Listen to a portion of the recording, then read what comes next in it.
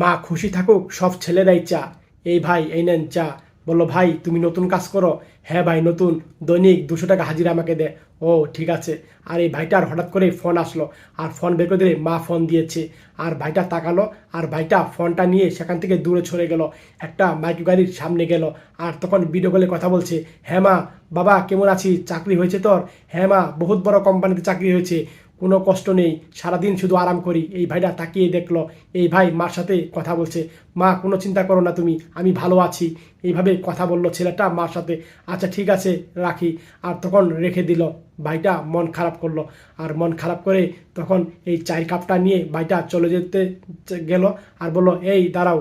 আর তখন তাকালো, বলল তুমি তোমার মার সাথে মিথ্যা কথা কেন বললা? তুমি তো চাঁদ কাজ করো, নর্মাল কাজ। এইভাবেই বললো। আর তখন ভাই বলল, ভাই আমি যদি নর্মাল কাজ করি, কষ্ট করি, মাকে বললে মা কষ্ট পাবে, তার জন্য আমি বলি নাই। ভাইটা এইভাবে কথা বলতেই হঠাৎ করে ভাইটা চোখে পানি এসে পড়লো। আর ভাইটা কান্না করে দিল। মার কথা মনে পড়ে গেল ভাইটার। এই ভিডিওটা দেখে যদি আপনাদের মন ভরে যায়, শেয়ার করে দিয়েন। মন থেকে শেয়ার করে সব ভাইকে দেখার সুযোগ করে দিন, সব ভাই বেশি বেশি করে শেয়ার করে দিয়েন।